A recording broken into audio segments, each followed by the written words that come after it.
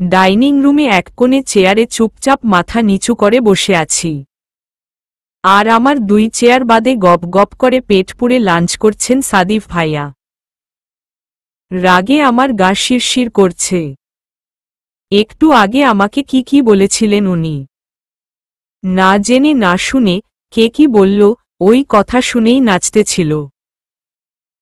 আস্ত একটা অমানুষ। রাফসান ভাইয়ার রুমে থাকাকালীন সাদিফ ভাইয়ার ব্যবহারটা শুধু চোখে ভেসে আসছে। তখনের কান্নার জন্যে এখনো আমার হিচকি উঠছে। সাদিফ ভাইয়া আমার 2 বাহু ধরে জিজ্ঞেস করেছিলেন কেন তার কথা শুনিনি আমি।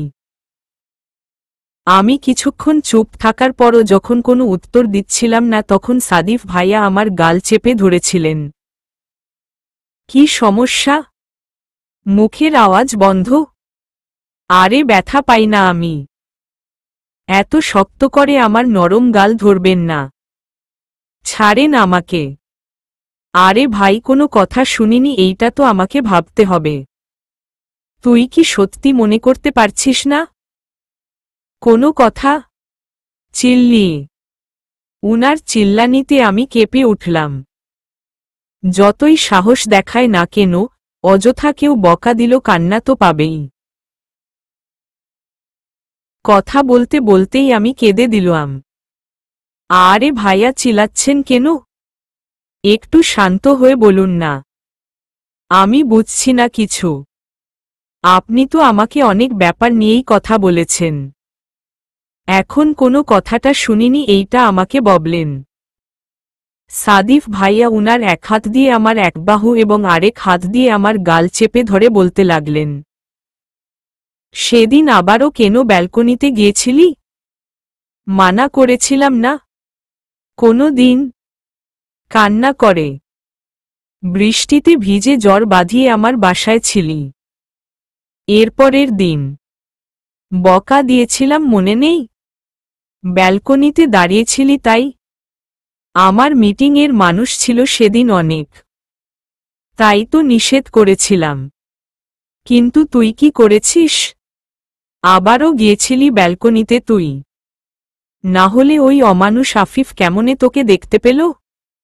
দেখেছে তো দেখেছে, কিন্তু সে অমানুষের বাচ্চা নাকি তোকে বিয়ে করতে চায়।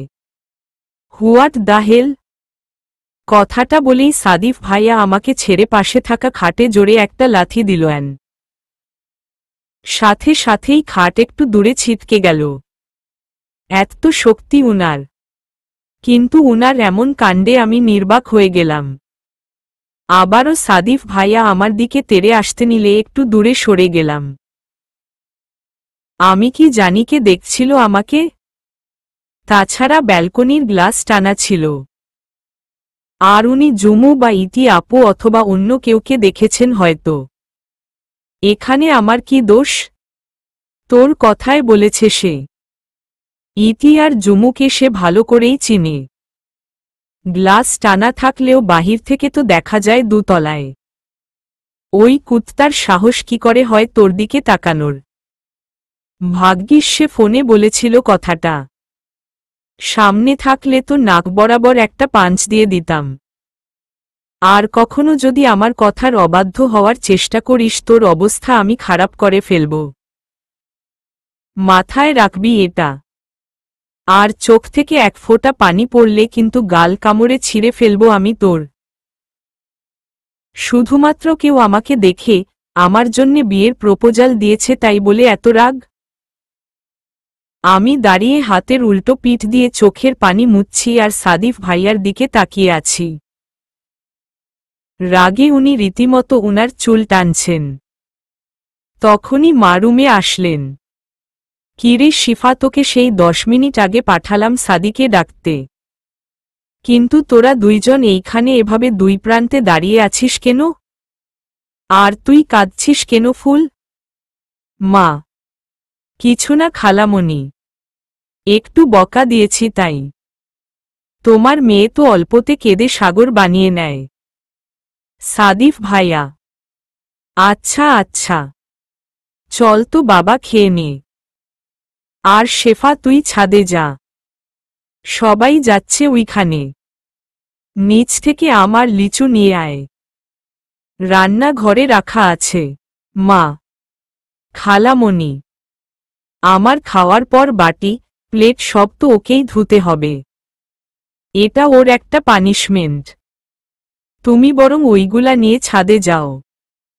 আর শেফা আমার খাওয়া শেষ পর্যন্ত আমার সাথে বসে থাকুক। সাদিফ ভাইয়া। সাদিফ ভাইয়ার কথাতে মা মাথা নাড়িয়ে চলে গেল। আর আমি সাদিফ ভাইয়াকে বলে উঠলাম, কেন? আমি কেন ধুবো প্লেট? আপনার চাকরানি পেয়েছেন নাকি? পারবো না আমি। কথা শুনতে তুই বাধ্য। থাপ্পড় খেতে না চাইলে চল। খিদে পেয়েছে অনেক। দেরি করলে তোকেই না খেয়ে ফেলি আমি খিদের জ্বালায়। সো চল লাল টমেটো। সাদিফ ভাইয়া। বলেই উনি আমার হাত ধরে নিচে ডাইনিংয়ে চলে গেলেন। আর আমি হাত ছুটাতে চেয়েও পারছি না। উনার গায়ে মনে হয় অদৃশ্য শক্তি আছে। সেই যে বসলাম ডাইনিংয়ের চেয়ারে। এখনো বসে আছি। মুখ আঠা আঠা লাগছে, চোখের পানি শুকিয়ে গেছে তাই। কিন্তু সাদিফ ভাইয়া মুখ ধুতেও দিচ্ছে না। যত সব। সাদিফ ভাইয়ার খাওয়া শেষ হতেই নানু এসে বসলেন চেয়ারে। সাদিফ ভাইয়া চেয়ার থেকে উঠে নানুকে জড়িয়ে ধরলেন। বাহ, কত ভালো মানুষ। আসসালামু আলাইকুম নানু। কেমন আছেন? আপনাকে দেখতে চেয়েছিলাম, কিন্তু জানতে পারলাম আপনি ঘুম। ওয়ালাইকুম আসসালাম রাজা সাহেব। আছে বুড়িটা ভালোই। তোমার কি খবর? এই বছর বিয়ে একটা করেই ফেলো না। নানু। আমি টেবিল থেকে প্লেট বাটি আনতে আনতে উনাদের কথা শুনছি। নানুর কথায় সাদিফ ভাইয়া হেসে জবাব দিল, আরে নানু, বিয়ে এখন না, সময় হোক। তাছাড়া বউ আমার এখনো পিচ্ছি। একটু জোরে বকা দিলই কেঁদে উঠে। সাদিফ ভাইয়ার কথায় নানু কি বুঝল আল্লাহ জানে। নানু ফিক করে হেসে দিল। আরে সমস্যা নাই নাতি, তুমি একটু ধৈর্য ধরো। আল্লাহ সবই ভালো করবে ইনশাআ আল্লাহ। নানু। ইনশাআ আল্লাহ নানু, দোয়া করবেন। সাদিফ ভাইয়া। নানুকে কিছু বলতে না দিয়ে আমি বলে উঠলাম, নানু, তোমার নাতি নিজের জন্যে বউ ঠিক করে রেখেছে। আর আমার দিকে অন্য ছেলে তাকালেই তার গায়ে আগুন জ্বলে। কেন? জিজ্ঞেস করো না তার থেকে। আমার কথায় সাদিফ ভাইয়া আর নানু হেসে উঠল। ঈষৎ গা জ্বলে উঠল। এত হাসার কি? যোগ বলেছি নাকি আমি? ওদের কিছু না বলেই গাল ফুলিয়ে আমি টেবিল মুছতে লাগলাম। নানু আর সাদিফ ভাইয়া কথা বলতে বলতে ড্রয়িং রুমের দিকে যাচ্ছিলেন। নানুও এই রাগী বোম্বটার দল হয়ে গেল। সন্ধ্যাবেলা এখন। সবাই ছাদে বসে আড্ডা দিচ্ছে। আমি আর চোখে রাফসান ভাই আর জুমুর প্রেম দেখছি। দুজনই ইগোস্টিক মানুষ ওরা। ওদের রিলেশনের কথা আমাদের বাসার আর জুমুর বাসার সবাই জানে। আসলে খালামণির অনেক ইচ্ছা ছিল আমার দুই ভাই থেকে যে কোনো একজনকে উনার দুই মেয়ের একজনের সাথে বিয়ে দিবেন। কিন্তু ইতি আপু আর ইসলাল ভাইয়ার নিজেদের আলাদা প্রেম থাকায় ওদের বিয়ে দেওয়াটা হয়ে ওঠেনি। কিন্তু মজার কথা হল, এই কাহিনী জানার আগেই রাফসান ভাইয়া আর জুমুর প্রেম হয়ে গেল। একদিন ইসলাল ভাইয়া তা জেনে যায় আর দুই পরিবারকে জানিয়ে দিল। ভেবেছিলাম কেউ মেনে নিবে না ওদের সম্পর্ক, কিন্তু আমাদের ভুল প্রমাণ করে দুই পরিবারই ওদের সম্পর্ককে মেনে নিয়েছে এবং বিয়ের আগ পর্যন্ত জুমু আর ভাইকে যার যার সীমার মধ্যে থাকতে বলেছেন। সেদিন সবার মুখে এক অন্যরকম খুশি দেখেছিলাম। মামা, মামি, জুরাইন, খালা, মা, রাফসান ভাই, আমি, জুমু, ইতি আপু আমরা সবাই মিলে আড্ডা দিচ্ছি আর লিচু খাচ্ছি। নানুবাসার গাছের আম আর লিচু আমার ছোটকাল থেকেই প্রিয়।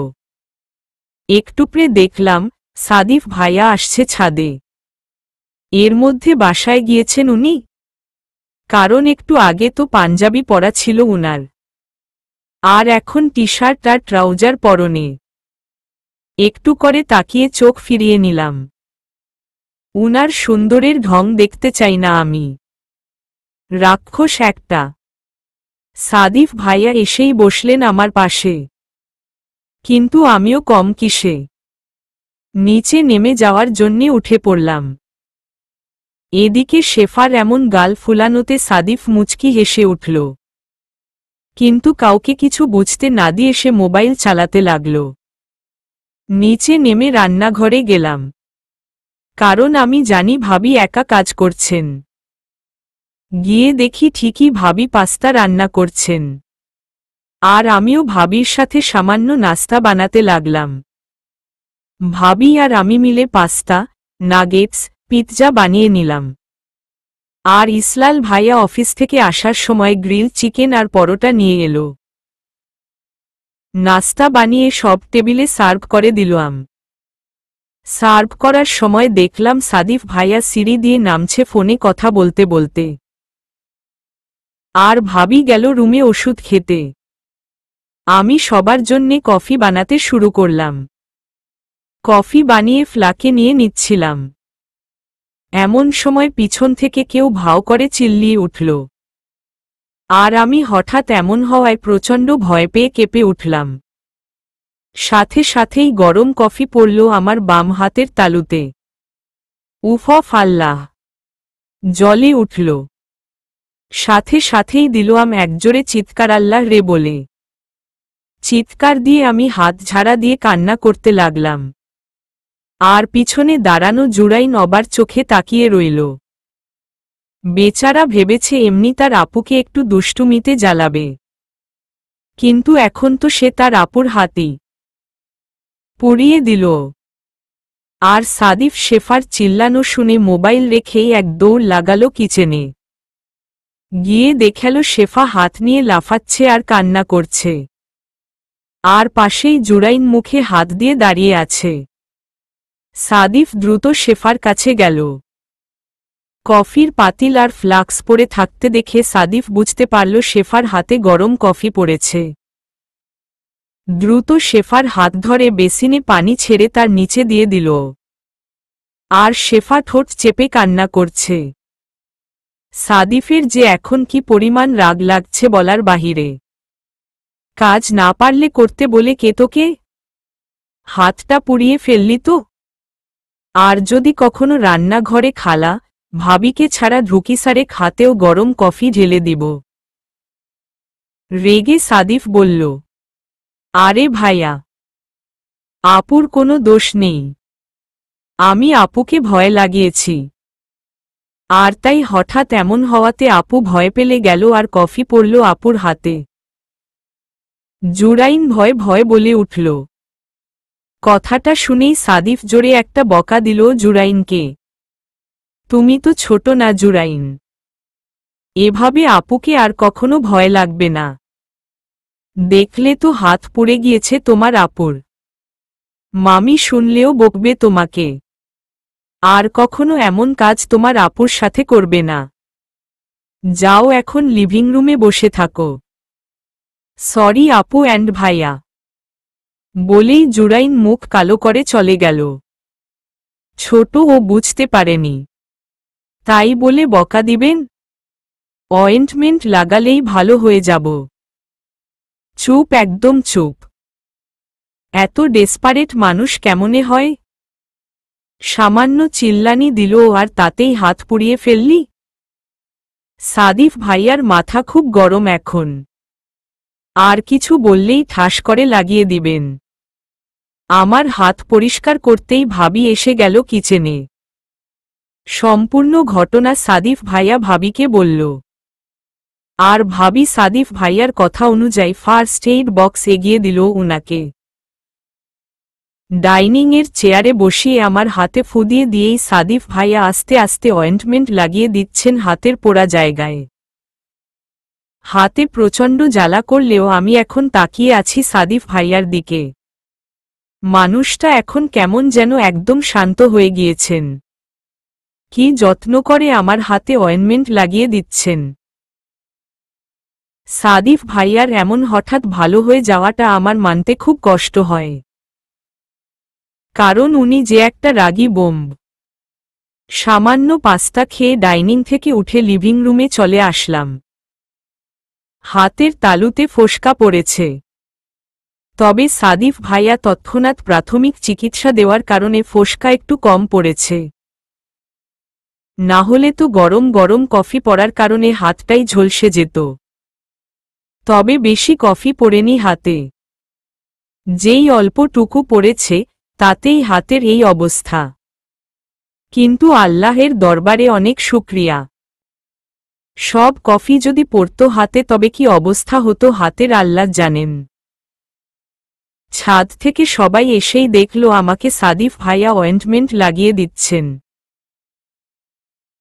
মা তো এসেই উত্তেজিত হয়ে গেল। ফুল, হাতে কি হয়েছে? এমন লাল হয়ে গেল কেন হাতে? আমাকে কিছু বলতে না দিয়ে সাদিফ ভাইয়া বলে উঠলেন, খালামণি, তোমার মেয়ের হাতে কফি পড়েছে। নেক্সট টাইম থেকে ও যেন একা কিচেনে না ঢুকে। মা কিছু বলল না আর। সবাই নাস্তা খেতে বসে গেল। নানু আমার হাতে দোয়া পড়ে ফুঁক দিচ্ছেন। সবাই গপগপ করে খাচ্ছে, কিন্তু হাতে জ্বলার কারণে আমি শুধু পাস্তা খেয়ে উঠে নিলাম। আপু সরি, এখনো কি জ্বলছে হাতে? পাশ ফিরে দেখি জুরু। বেচারার চোখে পানি এসে গিয়েছে। সাদিফ ভাইয়াও তখন বকা দেওয়াতে ছেলেটা বড্ড মন খারাপ করেছে। আমি মুচকি গেছে ডান হাত দিয়ে জুরুর চুল এলোমেলো করে দিলাম। ছোট ভাইয়েরা বড় বোনকে একটু আধটু এমন জ্বালায়, এতে কান্না করার কি? কথাগুলো বলেই জুরুকে একপাশ থেকে জড়িয়ে ধরলাম, আর জুরুও মুচকি একটা হাসি দিল। শেফা আপি, তুমি অনেক ভালো। তোমার হাত পুড়েছে, তুমি আমাকে বকা দাওনি। কিন্তু সাদি ভাইয়া আমাকে বকা দিয়েছে।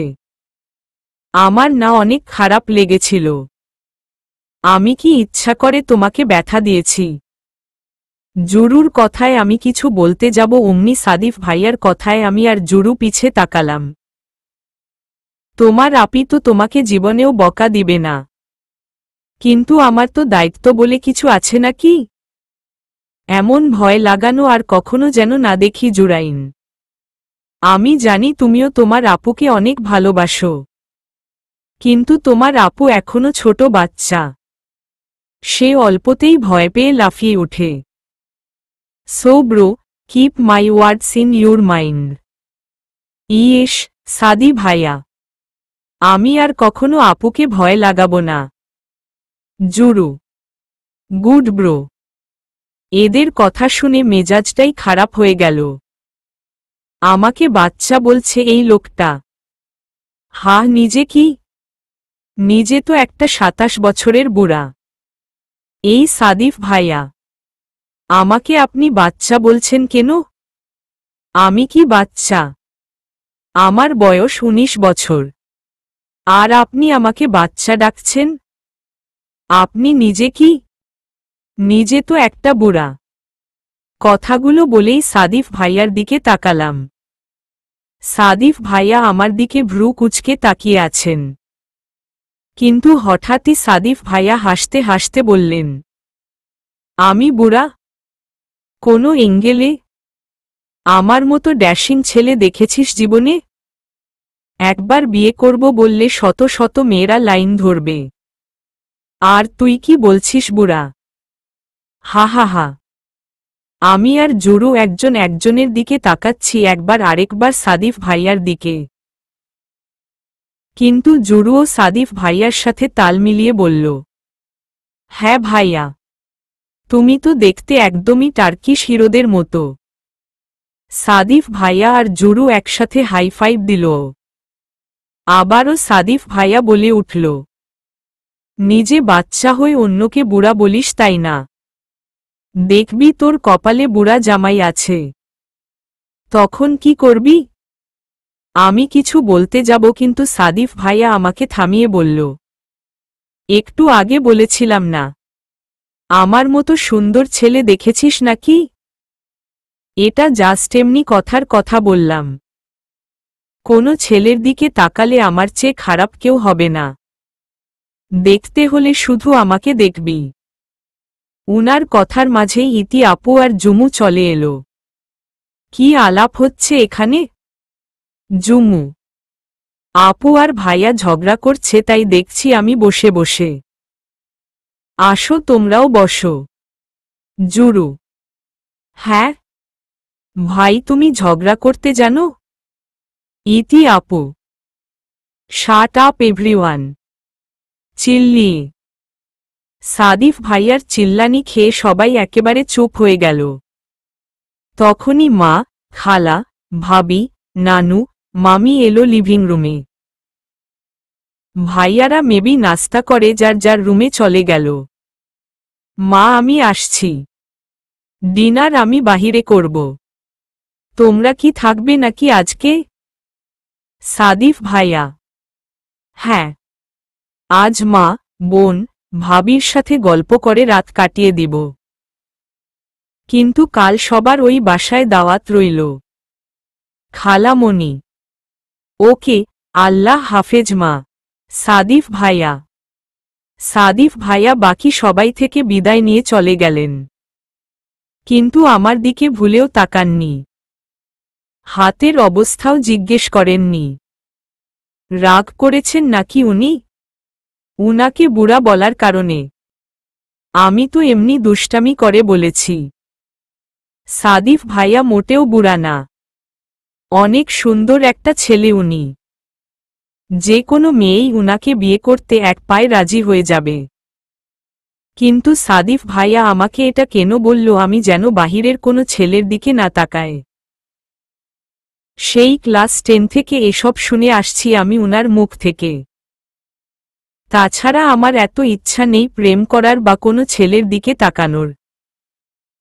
কারণ মা বাবা যার সাথে বিয়ে দিবেন উনিই আমার জন্যে বেস্ট হবে। তাই আর এসব পথে যাইনি আমি কখনো। কিন্তু মনে মনে আমি এই রাগী সাদিফ ভাইয়ার উপরেই ক্রাশ খাই। সাদিফ ভাইয়ার বিয়ে হয়ে গেলে আমি কার উপরে ক্রোশিত হব? হঠাৎ জুমুর ডাকে হুঁশ ফিরল আমার। কিরে ফুল বেব্বব, কি ভাবছিস এত? তোর তো জামাই নেই যে উনার কথা ভাববি। চুপ কর তো, উপরে চল। কি সব জামাই জামাই করছিস সবাই? আচ্ছা মা, বাবা আর খালু কোথায়? উনারা একটা কাজে বাহিরে গিয়েছেন মা। ওকে, তোমরা গল্প করো। আমরা 3 বোন আর জুরু ভাই উপরে যাচ্ছি। রুমে গিয়ে আমরা গল্প করতে লাগলাম। জুরু তার ক্লাসের নানা কীর্তিকর্ম বলছে। আর আমরা হাসতে হাসতে কুপোকাত। কতদিন পরে সবার দেখা পেলাম। খুবই আনন্দ লাগছে। আজকে আর পড়তে বসিনি। রাফিদ ভাইয়ার কল আসলেই ইতি আপু মোবাইল নিয়ে ব্যালকনিতে চলে গেল। আর আমরাও যার যার যান মানে মোবাইল নিয়ে বসে গেলাম। নোটিফিকেশন আর ফ্রেন্ড রিকোয়েস্ট চেক করতে গিয়ে দেখলাম তাসিফ ফ্রেন্ড রিকোয়েস্ট পাঠিয়েছে। এই ছেলেকে আমার ভালো লাগে না। সব সময় কেমন করে তাকিয়ে থাকবে। আর তাছাড়া বাহিরের মানুষকে আমি অ্যাড করি না। তাই আর ঘাটলাম না ব্যাপারটা। কেন যেন আজ সাদিফ ভাইয়ার কথা মনে পড়ছে। উনি কি সত্যি আমার সাথে রাগ করেছেন? 7-5 না ভেবে সাদিফ ভাইয়াকে একটা মেসেজ দিলাম। ভাইয়া শ্রী। তখন বুড়া বলার জন্যে। আসলে আপনি বুড়া না, অনেক সুন্দর হ্যান্ডসাম। আপনার বউ অনেক সুন্দর হবে, দেখে নিয়েন।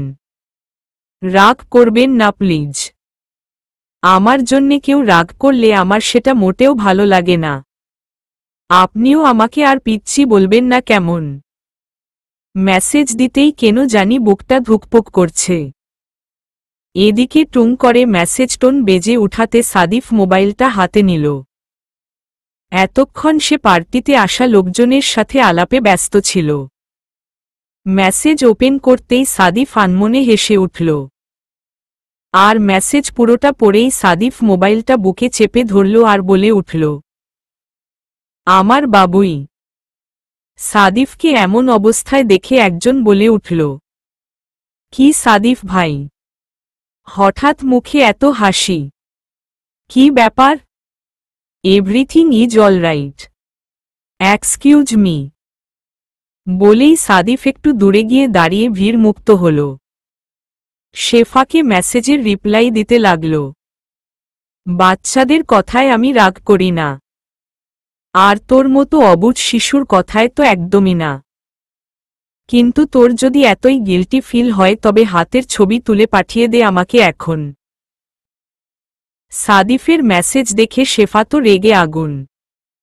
মানা করা সত্ত্বেও তাকে আবার বাচ্চা ডাকা হচ্ছে। কিন্তু এই লোক যখন হাতের ছবি পাঠাতে বলেছে তখন ছবি না পাঠিয়েও কোনো দিক নেই।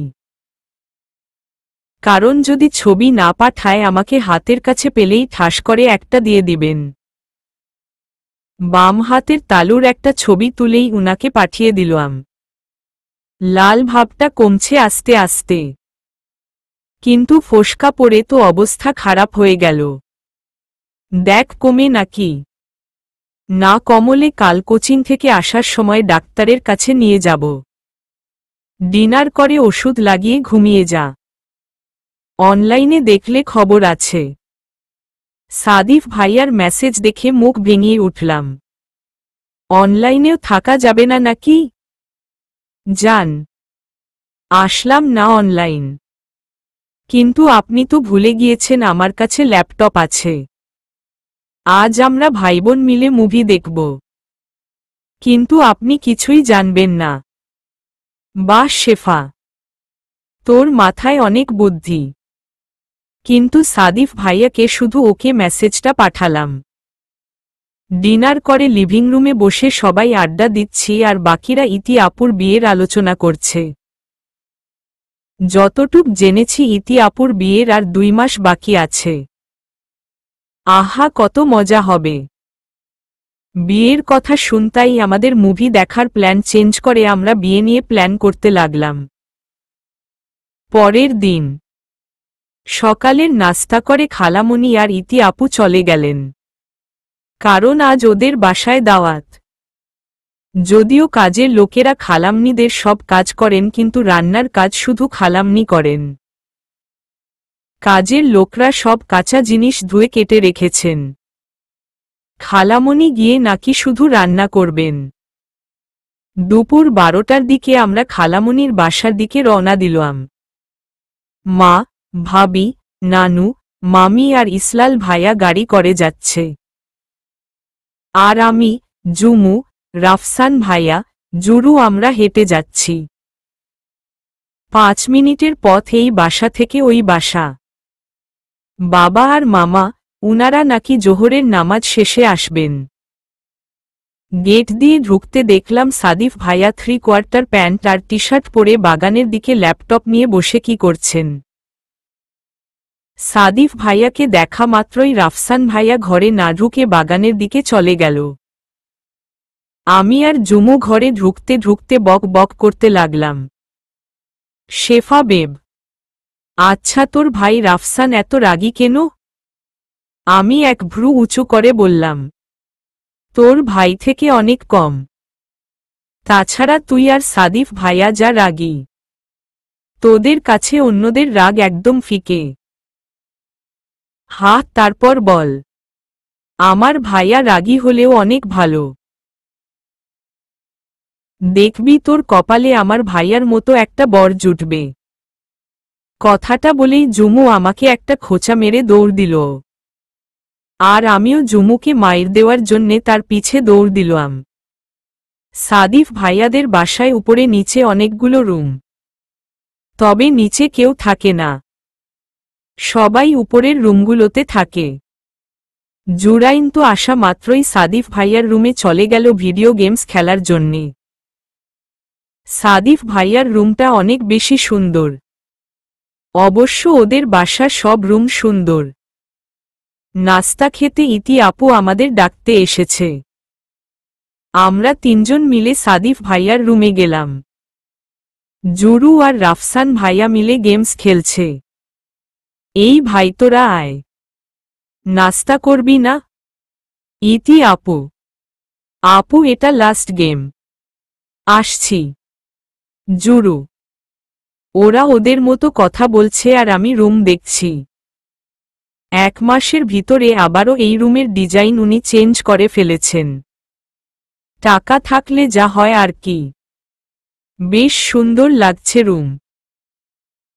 একপাশে এত বড় ওয়াল ফিটিং কাবার্ড, একপাশে গেমিং জোন, একপাশে পিসি, রুমের মাঝখানে সুন্দর বড় একটা খাট, আর চারপাশে সুন্দর সুন্দর লাইট এবং পুরো রুম জুড়েই নানা শোপিজ আর উনার ছবি। আমি উনার রুমের ব্যালকনি দেখতে গেলাম আবার। ব্যালকনিতে নতুন ডিজাইন করেছেন, কারণ আগে অন্যরকম ছিল। খালার বাসায় আসলেও সাদিফ ভাইয়ার রুমে আসা হয় না, কারণ জেনে শুনে আমি বাঘের খাঁচায় আসতে রাজি না। শেফা এই দিক দেখতে ব্যস্ত আর এদিকে ইতি ট্রিক করে সবাইকে নিয়ে রুম থেকে চলে গেল নিচে। ব্যালকনি ভালোভাবে দেখে আমি পিছনে ফিরতেই দেখি ব্যালকনির দরজায় হেলান দিয়ে দাঁড়িয়ে আছেন সাদিফ ভাইয়া। শুধু ট্রাউজার পরে খালি গায়ে দাঁড়িয়ে আছেন, মুখে তার শয়তানি হাসি। এইমাত্র শাওয়ার নেওয়ার কারণে উনার গায়ে বিন্দু বিন্দু পানি জমেছে আর চুলগুলোও এলোমেলো হয়ে আছে। আমি এক নজর তাকিয়ে উনার থেকে চোখ সরিয়ে নিয়ে আমার চোখ নিচে নামিয়ে ফেললাম। মনে হচ্ছে আমার গলা একদম শুকিয়ে গেছে, কারণ সাদিফ ভাইয়াকে কখনো আমি এই অবস্থায় দেখিনি। আমি সাদিফ ভাইয়ের পাশ কাটিয়ে যেতে নিলে উনি দরজা থেকে সরে না দাঁড়িয়ে আরও ভালোভাবে সোজা হয়ে দাঁড়িয়ে রইলেন। আশ্চর্য, সরছেন না কেন ভাইয়া? আমি নিচে যাব। আর এভাবে কেমনে দাঁড়িয়ে আছেন কাপড় ছাড়া? লজ্জা নেই আপনার? কোথায় কাপড় ছাড়া দাঁড়িয়ে আছি? ব্ল্যাক ট্রাউজার তোর চোখে লাগছে না? আর আমি একমাত্র তোর ব্যাপারে নির্লজ্জ। আস্তাগফিরুল্লাহ, কি সব কথাবার্তা! দেখি সরেন সরেন ভাইয়া, নিচে যাব। আর আপনার এই বডি ঢেকে রাখুন, আমার কেমন কেমন যেন লাগছে। লজ্জা করছে আমার। হ্যাঁ, দেখতেই পাচ্ছি আমি। কিভাবে লাল টমেটো হয়ে যাচ্ছিস! এত লাল হলে তো ভবিষ্যতে তুই পছতাবি। কথাগুলো বলতে বলতে উনি ভেজা তাওয়াল ব্যালকনির হ্যাঙ্গারে ঝুলিয়ে দিতে নিলেই আমি সেই সুযোগে দৌড় দিয়ে রুমের ভিতরে চলে আসলাম। রুম থেকে বের হতে নিলেই পিছন থেকে সাদিফ ভাইয়ার হ্যাচকা টানে একেবারে উনার বুকের উপরে গিয়ে পড়লাম। আমার হাইট একদম উনার বুক সমান। মাত্র শাওয়ার নেওয়াতে সাদিফ ভাইয়ার সম্পূর্ণ শরীর একদম ঠান্ডা হয়ে আছে। লজ্জায় আমার গা কাঁপছে, সাথে সাথেই সম্পূর্ণ শরীর অবশ হয়ে যাচ্ছে এমনটাই মনে হচ্ছে আমার। সাদিফ ভাইয়া থেকে ছুটতে নিলে উনি আমার কোমর চেপে ধরলেন। ব্যাস আমি শেষ। সাদিফ ভাইয়ার ঠান্ডা হাত আমার কোমরে লাগতেই আমার সম্পূর্ণ শরীরে কারেন্টের শক লেগে উঠল। আর আমি আতঙ্কে উনার বুক খামচে ধরলাম। আরে শেফা, তুই কোথায়? ইতি আপুর আওয়াজ শুনেই সাদিফ ভাইয়া আমার 2 বাহু ধরে উনার কাছ থেকে দূরে সরিয়ে দিলেন। কতক্ষণ উনার বুকের ভিতর আটকে ছিলাম তা আমি নিজেই জানি না। হাতের ফোসকাতে অল্প একটু চাপ লাগলেও আমার মুখ উনার বুকের ভেতর চাপা পড়ায় কিছুই বলতে পারছিলাম না। আর সাদিফ ভাইয়া আমার পিঠ, কোমর এমনভাবে আঁকড়ে ধরেছিলেন, আমি নড়তেও পারছিলাম না। আরে তুই এখানে? তোকে আমি আরো কত জায়গায় খুঁজছিলাম। চল চল নিচে। খেতে চল। ভাই তুমিও এসো তাড়াতাড়ি। ইতি আপু। ইতি আপুর আওয়াজ পেয়ে আপু রুমে আসার আগেই সাদিফ ভাই আমাকে ছেড়ে উল্টো দিকে ফিরে নিজের টি শার্ট পরে নিলেন। আর আমি হাতের ফোসকাতে একপাশে দাঁড়িয়ে ফুঁক দিচ্ছিলাম। বড্ড জ্বলছে হাতে। ওকে, তোরা যা, আমি আসছি। ইতি আপু আমার হাত ধরে টেনে নিয়ে যেতে নিলেই সাদিক ভাই আবার বলে উঠল, নাস্তা করা শেষে ওর হাতে একটু বরফ দিয়ে দিস। এরপর একটু অয়েন্টমেন্ট লাগিয়ে দিবি। ওর হাতের ফোসকা এখনো ভালো হয়নি।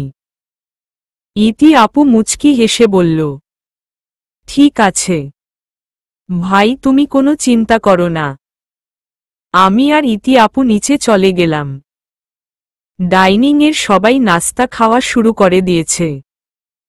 জুমু আমাকে দেখে তার পাশের চেয়ারে বসার জন্য চেয়ার টেনে দিল। একটু পরে সাদিফ ভাইয়া নিচে চলে আসলো। চেয়ারে না বসে দাঁড়িয়ে দাঁড়িয়েই উনি গ্লাসে ফ্রুট জুস ঢেলে খেতে লাগলেন। সাদি, পানি বা পানি জাতীয় কিছু বসে খেতে হয়। এত বড় ছেলে এসব ভুলে যাস কেমনে? খালামণির কথা শুনে সাদিফ ভাইয়া ছোট্ট করে সরি বলে চেয়ারে বসে পড়ল। সাদিফ ভাইকে দেখা মাত্রই একটু আগের কথা মনে নাড়া দিয়ে উঠল। আমি সাদিফ ভাইয়ার বুকের মাঝে আঁকড়েছিলাম, ভাবতেই আমার গায়ে কাটা দিয়ে উঠছে। আর চোখে সাদিক ভাইয়ের দিকে তাকালাম। উনি আপাতত চুপচাপ নাস্তা করতে লাগলেন। আমার দিকে যেই ফিরতে যাবেন, সাথে সাথে আমি অন্যদিকে ফিরে গেলাম। নাস্তা শেষে সবাই ডাইনিংয়ের পাশের সোফা সেটে বসে কথা বলছেন। আর ইতি আপু আমার হাতে আইস কিউব লাগাচ্ছে। উফফ, জ্বলে গেল। ইতি আপু যত যত্ন করে লাগিয়ে দিক, কিন্তু ফোসকাতে বরফ লাগা মাত্রই কেমন যেন জ্বলছে। আমি হাতের জ্বালা ভাবের কারণে আল্লাহ আল্লাহ করছি আর চোখের পানি ফেলছি। হঠাৎ সাদিফ ভাইয়া চিল্লিয়ে উঠলেন, এসব বাচ্চাদেরকে কিচেনে ঢুকতে বলে আল্লাহ জানে। সামান্য একটু ব্যথার কারণে সেই কাল থেকে কেঁদে চলছে। আশ্চর্য, কাজ না পারলে করতে যেতে বলে কে? ইতি, তুই একটু আস্তে ধীরে অয়েন্টমেন্ট লাগিয়ে দে ওকে। আচ্ছা ভাই। ইতি আপু, আজব ছোট মানে? কতটুক ছোট? 19 বছর বয়স আমার। আমার ইচ্ছা আমি কিচেনে যাব। আর ব্যথা পেলে না কেঁদে কি হাসব? কান্না মাখা কণ্ঠে বলে উঠলাম। চুপ, অসভ্য। কিছু বলছি না দেখে কি মাথায় উঠে যাবি? চুপচাপ বসে থাক। ইতি ওষুধ লাগিয়ে দিচ্ছে। মুখে মুখে তর্ক করবি তো দেখবি কি করি। আমি আর কিছু বললাম না। এভাবে নিজের বেজ্জতি করানোর কোনো মানে হই না। কিন্তু আমার খালামণি দিলেন এক ধমক উনাকে। কি সমস্যা তোর সাদি?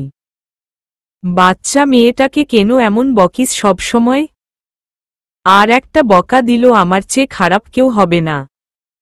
কাজ করতে বলো ঠিক আছে, কিন্তু কাজ করতে গিয়ে নিচে চোট পাবে এটা তো কোনো কথা নয়। যতবার ও এমন বেখেয়ালিতে ব্যথা পাবে ততবার আমিও ওকে বকা দিব। কথাগুলো বলেই উনি হন হন করে উপরে চলে গেলেন। আর সবাই উনার দিকে অবাক চোখে তাকিয়ে আছে। আমি ওর মা নাকি ও আমার বাবা? আমি এই জিনিসটাই আজ পর্যন্ত বুঝলাম না। খালামণি, এই এক মানুষ বাজি, কোনো মানুষকে পরোয়া করে না, আবার জড়িয়েও ধরে আমাকে।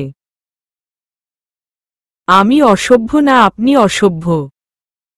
জুমু আমার কানে ফিসফিস করে বলে উঠল, এই সুন্দরী, আমার ভাইয়ের কি হলো আজকে? এত খেপেছে কেন তোর উপর? তোর ভাই আমার উপরে কখন খেপে না? বল তো। আমাকে বকা দেওয়ার জন্যে উনার কোনো কারণ লাগে না। হ্যাঁ সেটাই। আমার ভাইয়ের বউকে নিয়ে আমার অনেক টেনশন হয়। ভাইয়া কি হাল করবে বেচারির আল্লাহ জানে। জুমু হঠাৎ মাথায় এই কথা নাড়া দিল। সাদিফ ভাইয়া অন্য একটা মেয়েকে বিয়ে করবে। হ্যাঁ, তা তো করবেই। না করার কি? আমিও নাকি কি ভেবে বসে থাকি। কিন্তু আমার না এই কথা ভাবতে বেশ খারাপ লাগছে। লাঞ্চ সারতে সারতে প্রায় 2:10 বেজে গেল। কোচিং শুরু হবে 3টা থেকে। আমি আর জুমু তাড়াতাড়ি উপরে চলে গেলাম। চুল আঁচড়িয়ে ওড়না সুন্দর করে সেটিং করে নিলাম। এরপর ব্যাগ নিয়ে চলে এলাম নিচে। সবার থেকে বিদায় নিয়ে আমি আর জুমু গাড়ির কাছে গেলাম। গাড়িতে বসতেই সাদিফ ভাইয়া ধুম করে আমার পাশে বসে পড়লেন। আমি ভ্রু কুঁচকে তাকাতেই জুমু ভাইয়াকে বলে উঠল, ভাই তুমি আজ আমাদের সাথে যাবা? তোমার কি কোনো মিটিং আছে? চোখে দেখতেই তো পারছিস। হ্যাঁ আছে। এমনি এমনি তো গাড়িতে বসিনি। ড্রাইভার চলেন। কথাগুলো বলেই আমার গা ঘেঁষে বসে পড়ল। আমি যতই জুমুর দিকে চেপে যাচ্ছি ততই উনি আমার দিকে চেপে বসছেন। ভালো লাগছে না আমার মোটেও কিছু। জুমুর কারণে কিছু বলতেও পারছি না। তাই চুপচাপ বসে রইলাম ঝিম কেটে। কোচিং আসতেই সাদিফ ভাইয়া নেমে দাঁড়ানোর আগে আমি জুমু নামতেই ওর পাশ দিয়ে নেমে গেলাম। জুমু আর সাদিফ ভাইয়া কি আলাপ করছে। আমি ওদের থেকে একটু দূরেই দাঁড়িয়ে আছি। তাসফিয়া আর তাসিফ তখনই গাড়ি থেকে নেমে এলো। আমাকে দেখা মাত্রই আমার সাথে কথা বলতে লাগলো তাসফিয়া। কিন্তু তাসিফকে ইগনোর করার কারণে সে আপাতত চুপ করে আছে। জুমু আমাদের কাছে এসে আমার হাত ধরে দাঁড়ালো। কিন্তু কি ভেবে আবারও দৌড় লাগালো সাদিফ ভাইয়ার দিকে। আমার হাত জুমুর হাতে ছিল।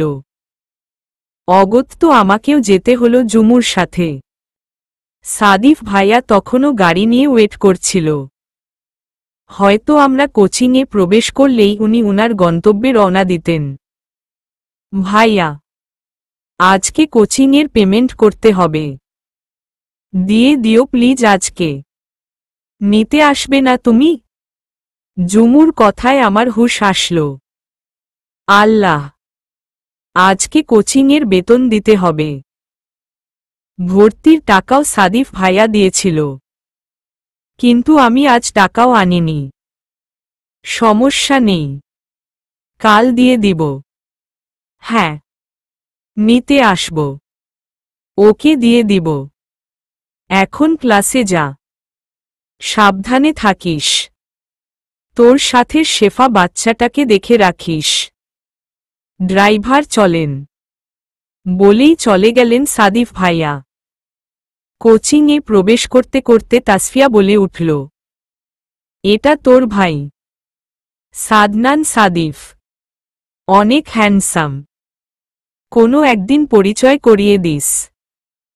জুমু হাসতে হাসতে বলল, আমার ভাই তো আগুনের গোল্লা। আচ্ছা দিব মিট করিয়ে। জুমুর কথা শুনে তাসফিয়ার চোখ দুটি চকচক করে উঠল খুশিতে। তাসফিয়া মনে হয় সাদিফ ভাইয়ার উপর ফিদা হয়ে গেল। ধুর, কি সব ভাবছি। যার যা ইচ্ছা করুক। 1 মাস পরেই ফাইনাল এক্সাম শুরু কোচিংয়ের। আর এখন একটা করে সাবজেক্ট রিভাইজ চলছে। তাই যে স্যারের যতক্ষণ লেকচার শেষ করতে সময় লাগে ততক্ষণ ক্লাস চলে।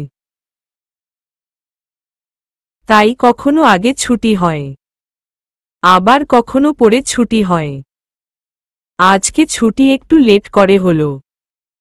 সাদিফ ভাইয়াও আজ মিটিংয়ে আটকে গেছেন। সবাই কোচিং থেকে বের হয়ে যাচ্ছে। আমরা কোচিং শেষে কিছুক্ষণ দাঁড়িয়ে কথা বলি আমরা 3 জন। আজও কথা বলছিলাম। ইমরান ভাইও নাকি মিটিংয়ে বিজি। তাই আমরা 3 জন একসাথে দাঁড়িয়ে কথা বলছি। আর তাসিফ কই আল্লাহ জানে। অবশ্য ও আমরা মেয়েদের মাঝে কী বা করবে। কিন্তু কিছু সিনিয়র ভাই, মানে যারা বিসিএস এর কোচিং করে, এদের মধ্যে 3 জন এসে আমাদের সামনে দাঁড়ালো। আমাদের দিকে উদ্দেশ্য করে ছেলেগুলো বলে উঠল, সাদিফ ভাইয়ের বোন কোনোটা আর ইমরান ভাইয়ের বোন কোনোটা? আমরাও পলিটিক্স করি তো, তাই তোমাদের সাথে একটু পরিচিত হতে চাই। যেন তোমরা আমাদের তোমাদের ভাইয়ের সাথে পরিচয় করিয়ে দাও। আপনাদের জেনে কি লাভ? আমরা আপনাদের সাথে কথা বলতে ইচ্ছুক নই। তাসফিয়া: উফ চলতো। আপনাদের কথা বলতে হলে ভাইয়াদের সাথে বলবেন, আমাদের সাথে কথা বলে লাভ নেই। আমি বলে উঠলাম, কারণ জুমু আর তাসফিয়া যে কোনো মুহূর্তে ঝগড়া লাগিয়ে দিবে। তুমি কে আবার? কার জিনিস তুমি? সাদিফ নাকি ইমরানের? লাল শার্ট পরা একজন ছেলে। ও আপনাদের নানি? কাম কাজ নেই আর? চলতো।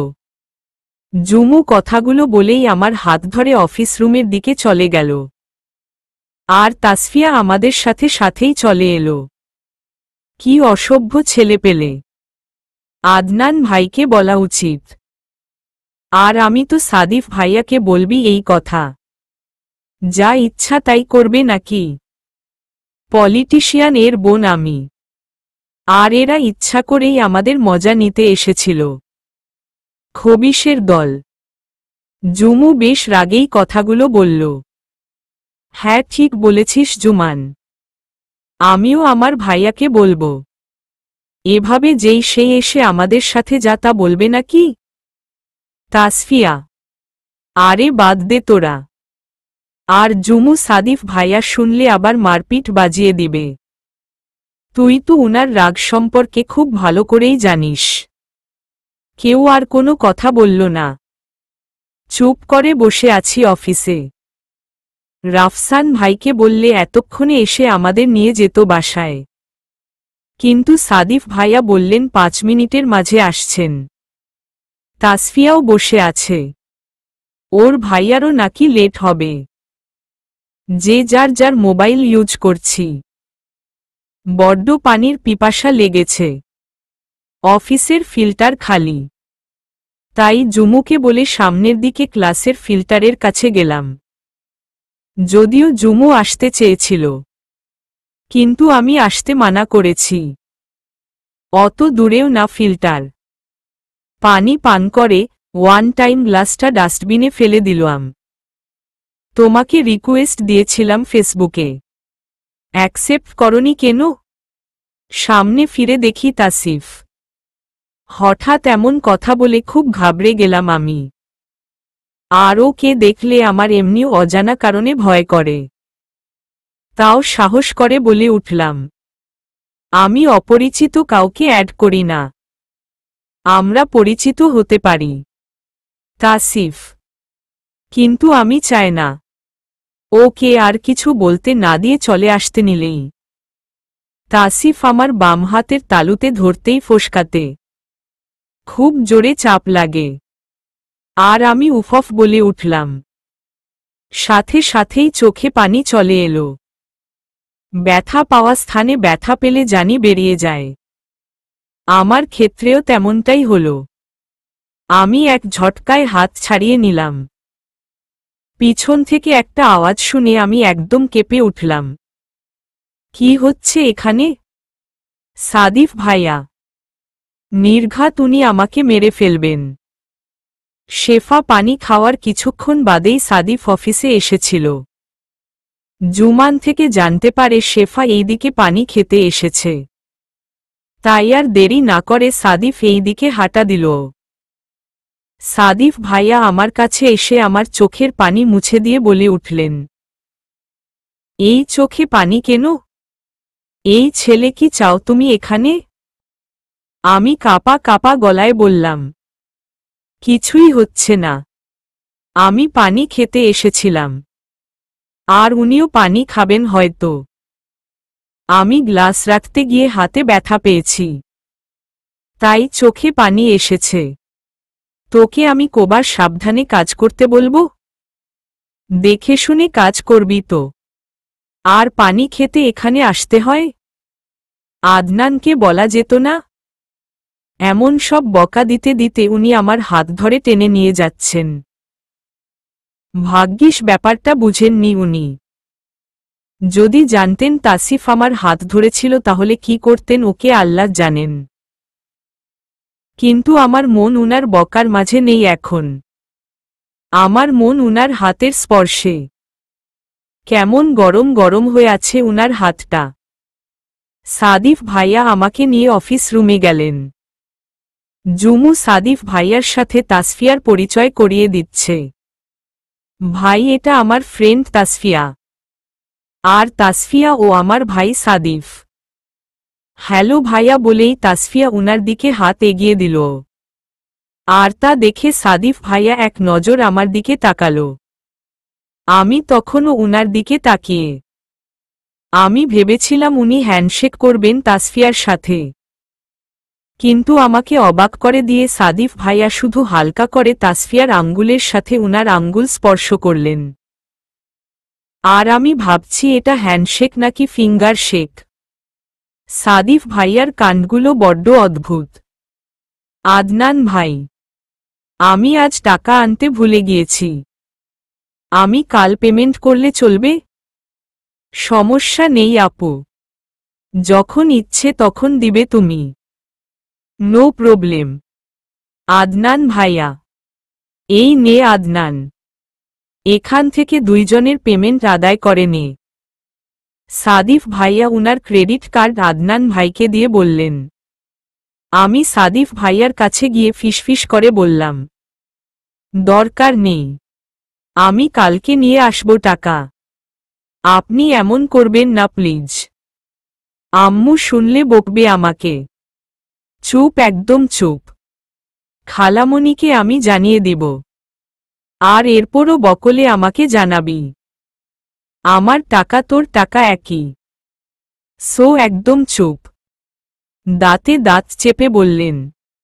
আমিও আর কিছু বললাম না, হলে সবার সামনেই আমাকে চিল্লাবেন হুদাই। গাড়িতে বসতেই আবারও আমার গায়ের সাথে ঘেঁষে বসলেন উনি। এই লোকটা আমার পাশে বসে কেন আল্লাহ জানে, কিন্তু উনার বাহুটাও কেমন যেন গরম গরম লাগছে। আর জুমু আজকের ওই 3 ছেলের ঘটনা হুড়হুড় করে বলে দিল উনাকে।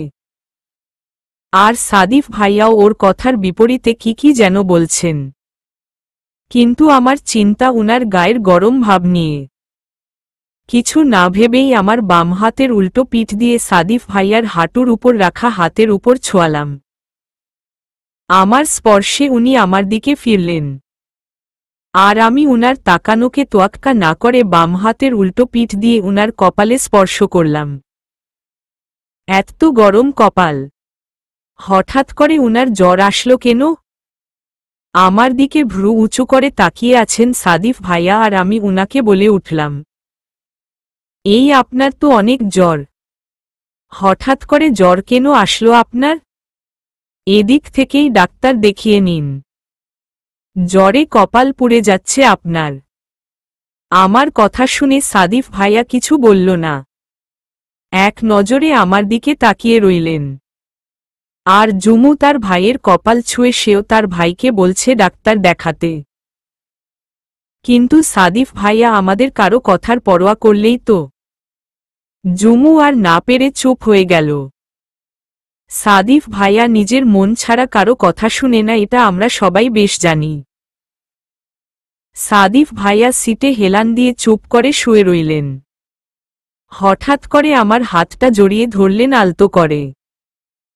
আমি উনার দিকে ফিরতেই এক নজর আমার দিকে তাকিয়ে চোখ বন্ধ করে নিলেন। আমিও আর হাত সরালাম না। আস্তে আস্তে উনার গায়ের গরমভাব বাড়তেই আছে। বড্ড মায়া লাগছে উনার জন্যে। হঠাৎ জ্বরই বা কেন আসলো উনার? সারা পথে সাদিফ ভাইয়ার একটা শব্দ পর্যন্ত শোনা যায়নি। জ্বরের কারণে উনি একদম নেতিয়ে পড়েছেন। এমনি তো সারাক্ষণ অফিসের কথা, মিটিংয়ের কথা মোবাইলে বকবক করতে থাকেন। কিন্তু আজ একদম চুপচাপ আমার হাতে সাথে লেপ্টে রয়েছেন। বাসায় পৌঁছাতেই সাদিফ ভাইয়া গাড়ি থেকে আমাদের আগে নেমে দ্রুত বাসায় চলে গেলেন। আমি আর জুমু উনার পিছে পিছে যাচ্ছিলাম। কিন্তু উনার যেই লম্বা লম্বা পা ধপধপ করে ভিতরে চলে গেলেন। খালামনিদের বাসার ভিতরে ঢুকতেই দেখলাম সবাই লিভিং রুমে বসে কথা বলছে। উপরের দিকে তাকিয়ে দেখলাম সাদিফ ভাইয়া দ্রুত হেঁটে চলেছেন। কি হলো উনার আল্লাহ জানেন। নিশ্চয়ই জ্বরের ব্যাপারটা উনি সবাইকে জানাতে চাচ্ছেন না। আজব জ্বরের কথা জানলে কি সমস্যা? সাদিফ ভাইয়া উনার জ্বরের কথা খালামণিকে বললে বলুক, না বললে আমিই বলে দিব। নাস্তা করে উঠে যেই ভাবলাম সাদিফ ভাইয়ার জ্বরের কথা বলবো অমনি জুমু খালামণিকে বলল, মা, ভাইয়ার অনেক জ্বর উঠেছিল গাড়িতে। ভাইয়া কি নাস্তা খেয়েছে? কি বলিস? আমাকে তো সে কিছু বলেনি। আমাকে বলেছে ইম্পর্ট্যান্ট কাজ আছে, রুমে নাস্তা পাঠিয়ে দিতে। আমিও তা করলাম। এই ছেলে নিজের রোগবালায় কেন লুকাতে চায় আমি বুঝি না। নিজেকে বেশি স্ট্রং ভাবে সে। নিজের দুর্বলতা দেখাতে সে রাজি না। আমি তো তার মা, আমার সামনে নিজেকে এত শক্তিশালী দেখানোর কারণ কি? কি এক ছেলে পেটে ধরেছি আমি। মা, বন্ধ করো তো এসব কথা। ভাইয়ের কাছে যাও। ভাইয়ের জ্বর কমেছে নাকি কমেনি দেখো। আর দরকার পড়লে হাদিদ আঙ্কেলকে কল দাও। খালামণি সাদিফ ভাইয়াকে বকা দিতে দিতেই সিঁড়ি দিয়ে উপরের দিকে যাচ্ছেন। জুমু চেয়ারে বসতে বসতে আমাকে বলল, মা আজ খেপেছে। ভাইয়ের প্রবলেম কি আমি বুঝি না। সারাদিন কত স্ট্রেস নেয় সে একা। বিজনেস, পলিটিক্স, এগুলার মিটিং, সব তো তার একার সামলাতে হয়। শরীর খারাপ হবে এটাই স্বাভাবিক। হ্যাঁ সেটাই। খারাপ লাগছে উনার জন্যে। সারাদিন তো মুখের আওয়াজ বন্ধ হয় না। আর আজ একদম চুপ। ডক্টর আঙ্কেলকে এসে একটু চেক আপ করিয়ে নিতে বল। জুমু ভ্রু নাচিয়ে বলে উঠল, কি ব্যাপার আজ আমার ভাইয়ের জন্য তোর এত দরদ? আমি তো ভাবতাম ভাই তোর শত্রু। জুমুর কথায় এমন কথায় আমি বেশ অবাক হলাম। আসলেই তো উনি আমার শত্রু। তাও কেন যেন উনার জ্বরের ব্যাপারটা আমার হজম হচ্ছে না। মায়া লাগছে উনার জন্যে। শত্রু হয়েছে তো কি হয়েছে? মানুষ তো উনি, তাই না? মানুষের জন্যে দরদ লাগাটা স্বাভাবিক। আর তুই এমন প্রশ্ন করছিস কেন? চর দিব একটা। হ্যাঁ দে দে। জুমু আমার দিকে গাল এগিয়ে দিয়ে। জুমুর গালের দিকে হাত এগিয়ে নিলেও আমি একটা কিসি দিলাম ওর গালে। আর দুজনই হা হা করে হাসতে লাগলাম। এখন সবাই জেনে গিয়েছে সাদিফ ভাইয়ার জ্বর হয়েছে। সবাই উনাকে দেখেছেন, সেবা করছেন। কিন্তু আমি, ভাবি আর জুরাইন লিভিং রুমে বসে আছি সেই কখন থেকেই। আমার একটুও যেতে ইচ্ছা করছে না উনার কাছে।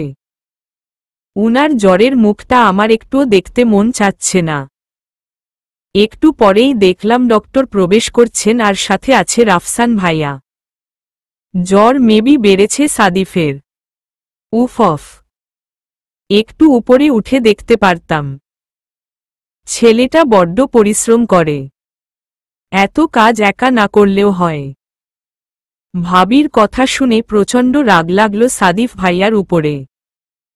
আসলেই তো। টাকার অভাব আছে নাকি উনার? যেমন কারবারি, তেমন অসুখ বাঁধিয়েছে। ঠিক বলেছ ভাবি। উনি আসলেই বেশি কারবারি। থাক বাদ দাও। উনার জ্বর আল্লাহ ভালো করে দিক এই দোয়া করি। এই জুরাইন, যাও দেখো তো উপরের কি খবর। ওকে আপি, যাচ্ছি। বলেই জুরাইন উপরে চলে গেল। বেশ কিছুক্ষণ পর সবাই নামল উপর থেকে, শুধু নানু আর খালামণি ছাড়া। ডক্টর অনেক আগেই চলে গিয়েছেন। জুরাইন সে যে গেল আর নামেই নি নিচে। নিশ্চয়ই গেমসে ঢুকে গেছে সে। ইতি আপু এসে বসল আমার পাশে। আমি কিছু আশক করব ভাব নিলাম, অমনি আপু বলে উঠল, সিজন চেঞ্জ হচ্ছে এখন বারবার, তাই এমন জ্বর এসেছে হঠাৎ। সিরিয়াস কিছুই নেই, মেডিসিন নিলে ঠিক হয়ে যাবে ইনশাআল্লাহ। আমি চুপ করে রইলাম। কেন যেন একটুও কথা বলতে মন চাচ্ছে না আমার।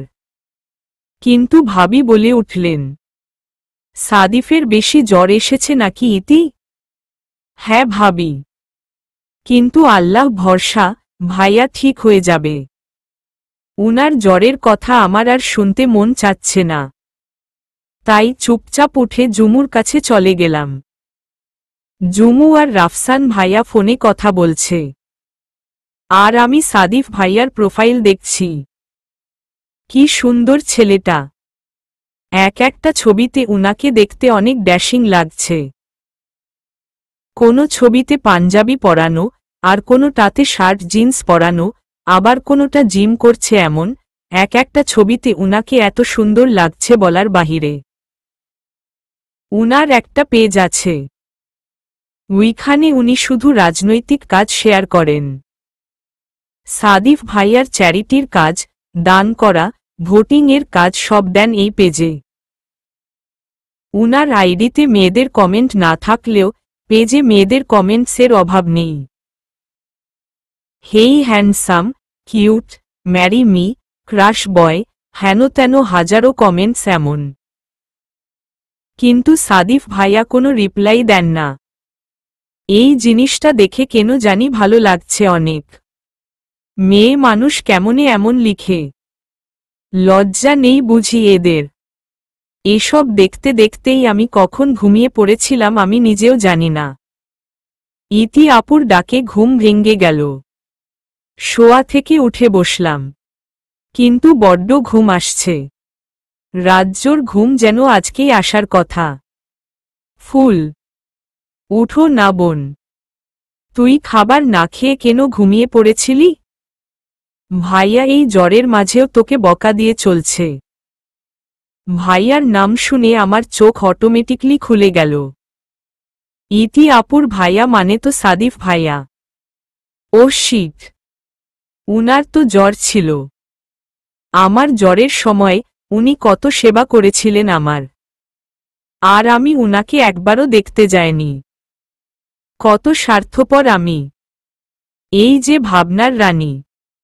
ভাত খেয়ে নিন জলদি করে, এরপর সাদিফ ভাইয়াকে গিয়ে দেখে আসব। আপুর কথায় আমি চোখ তুলে তাকালাম। খুব অবাক লাগলো ব্যাপারটা। আমি সাদিফ ভাইয়াকে নিয়ে ভাবছি আপু এটা কেমনে জানে। কিছু না বলে ফ্রেশ হয়ে অল্প করে ভাত খেয়ে নিলাম, কারণ ঘুম থেকে উঠলে আমার কিছুই খেতে মন চায় না। ভাত খেয়ে চুপচাপ বেডে বসে রইলাম। পাশে জুমু গভীর ঘুমে। ইতি আপু ব্যালকনিতে রাফিদ ভাইয়ার সাথে কথা বলছে। বাবু চল, ভাইয়াকে দেখে আসি।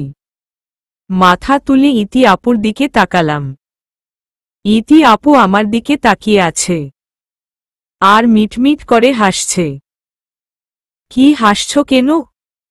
ভাইয়া কি বেশি আদুরে কথা বলেছে? আমার কথায় ইতি আপু চোখ বড় করে বলল, ফুল, বেশি দুষ্ট হয়েছিস, চল আমার সাথে। আমি ইতি আপুর পিছে পিছে যেতে লাগলাম।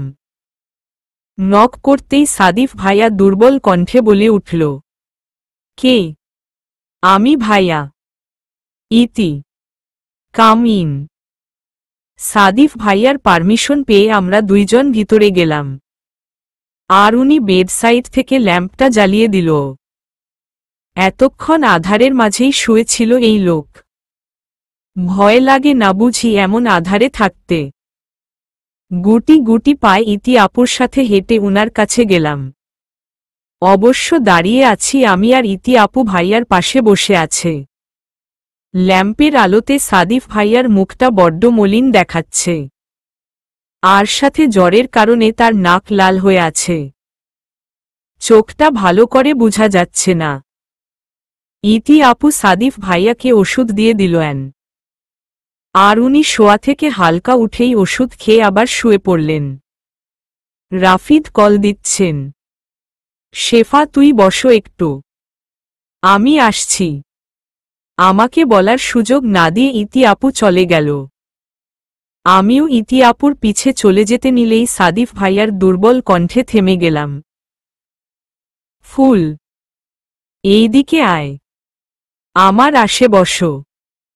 আমি পিছে ফিরতেই উনি আবারও বলে উঠলেন, এই আসো না, আমার পাশে বসো। সাদিফ ভাইয়ার কথা শুনে আমি তো সাত আসমানে উঠে গেলাম। সাদিফ ভাইয়া আমাকে তুমি করে ডেকেছেন? ভাইয়া, আপনি আমাকে তুমি করে ডাকছেন কেন? তোকে আমি কতবার ডাকব? কানে শুনতে পারছিস না? রাগী সুরে আমি আস্তে আস্তে উনার পাশে গিয়ে বসলাম। এই জ্বরের মাঝেও রাগ কমে না আপনার? ভালো লাগছে এখন? উহু, সাদিফের রাগ কমে না। তোর জন্যে তো একদমই না। আপনি আমাকে এত ঘৃণা করেন কেন হুই? ভালো লাগে তোকে ঘৃণা করতে তাই। না খেয়ে ঘুমিয়ে পড়েছিলি কেন?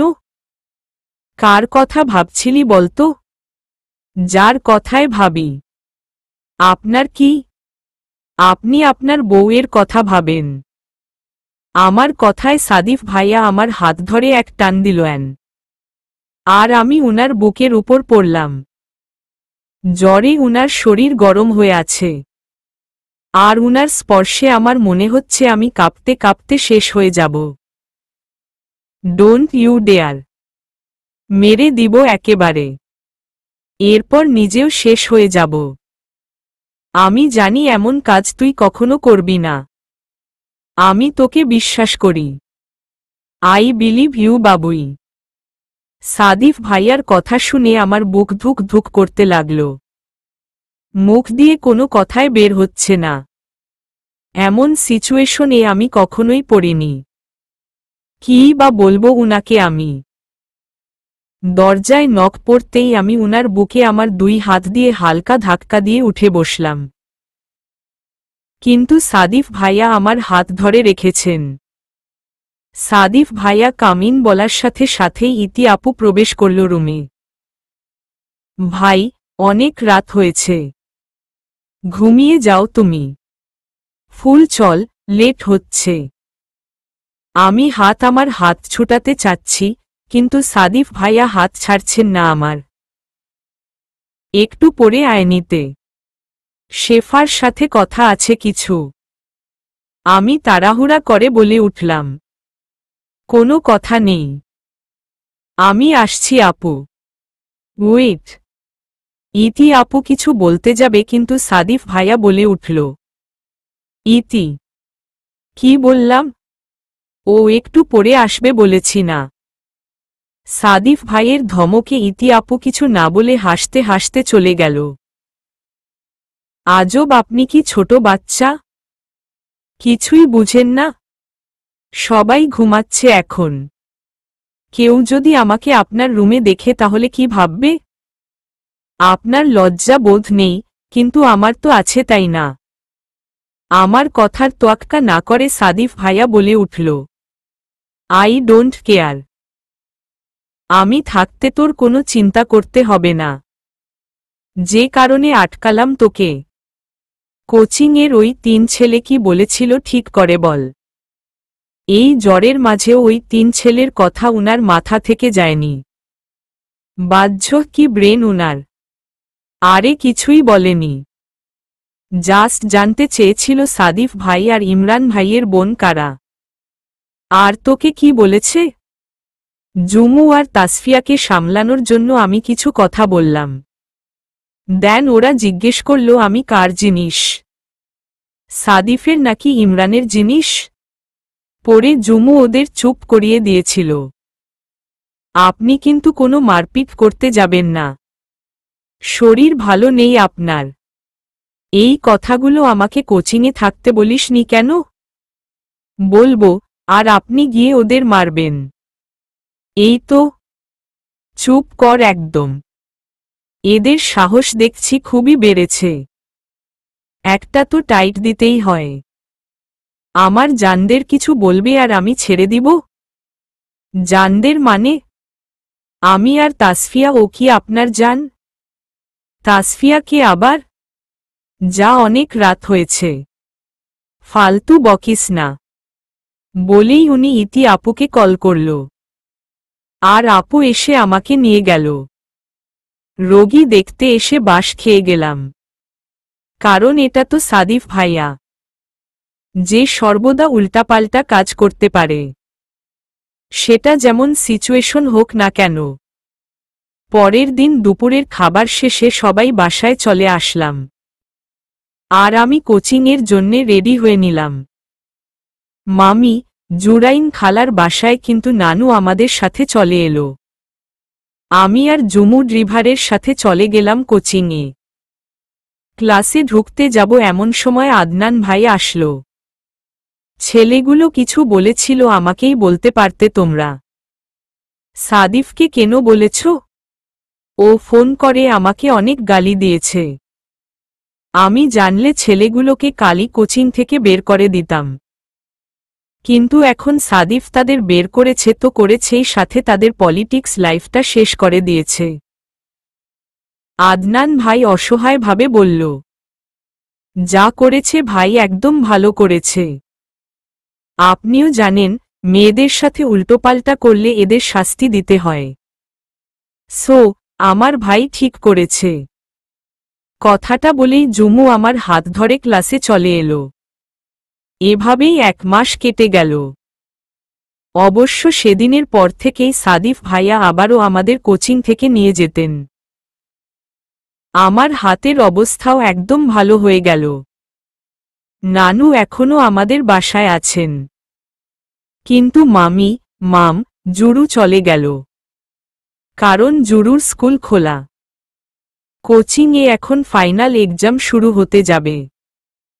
তাই কিছুদিন বন্ধ রেখেছে কোচিং, যাতে সবাই ভালো প্রিপারেশন নিতে পারে। প্রত্যেক সন্ধ্যা বেলায় জুমু আমার বাসায় চলে আসে। আমি আর জুমু মিলে প্রত্যেকদিন সেই পড়ালেখা করি। অনেক সময় জুমু আর আমি ডিনার করে পড়তে পড়তেই ঘুমিয়ে যায়। আর জুমুর বাসায় যাওয়া লাগে না। এই কয়দিনে সাদিফ ভাইয়ার সাথে তেমন দেখা হয়নি। তবে কথা হয়েছে মেসেজে। তাসিফ আমাকে অনেকবার মেসেজ করেছে তার সাথে অ্যাড হওয়ার জন্যে। সে নাকি কিছু কথা বলবে আমায়। আমার এত কথা শোনার কোনো ইচ্ছা নেই তার। এভাবেই আরও কিছুদিন চলে গেল। ভাবির এখন 7 মাস ওভার চলছে। কি যেন একটা অনুষ্ঠান করতে হয় এই সময়ে। তাই মা মামিদের, খালাম্নিদের আর ভাবির বাবার বাসায় দাওয়াত করলেন। নির্দিষ্ট দিনে সবাই দুপুরবেলায় চলে এলো। ভাবির বাবারা আসবেন সন্ধ্যায়। মায়ের কথা মতো ভাবিকে একটা সুন্দর শাড়ি পরিয়ে দিলাম ইতি আপু আর আমি মিলে। আর সাথে সুন্দর সিম্পল গয়না পরিয়ে দিলাম, যা ইসলাল ভাইয়া এনেছে ভাবির জন্যে। ভাবিকে দেখতে অনেক সুন্দর লাগছে। আমরা তিনজনই ভাবির সাথে কিছু ছবি তুলে নিলাম। এরপর আমি হাঁটু গেড়ে বসে ভাবির পেটের উপরে আমার ছোট্ট মা অথবা বাবা যে হোক না কেন, ওকে একটু আদর করে নিলাম। ইসলাল ভাইয়া রুমে আসতেই আমরা তিনজন বের হয়ে গেলাম। ওদেরও তো প্রাইভেসি দরকার। রুমে গিয়ে আমি একটা লং কামিজ পরে রেডি হয়ে নিলাম। আর চুলগুলো বেনি করে নিলাম। আস্তে আস্তে ভাবির বাসার সবাই চলে এলো। এই কয়েক মাসে ভাবিকে দেখতে ভাবির মা বাবা আসলেও ভাবির 2 ভাই আর বড় ভাবি আসতে পারেনি। ভাবির ছোট ভাই রাফসান ভাইয়ার সাথেই পড়ে। বড্ড হাস্যকর মানুষ উনি। কিছু বলতে নিলে আগে উনার দাঁতগুলো দেখিয়ে দিবেন, এরপর হে হে করে হাসবেন। আজও একই। দেখা মাত্রই হেসে উঠলেন। হ্যালো কেশবতী, চুল তো আরো লম্বা হয়েছে মনে হচ্ছে। হাই ভাইয়া, আপনি তো আসেন না আমাদের বাসায়। হঠাৎ আসলে তো এমনই লাগবে। বসেন আপনি, আমি কাজ করে আসি।